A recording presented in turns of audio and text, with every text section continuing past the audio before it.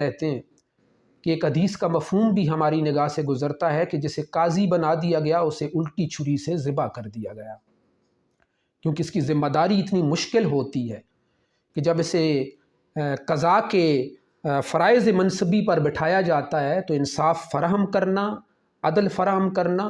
اور انصاف کے مطابق میرٹ پر فیصلہ کرنا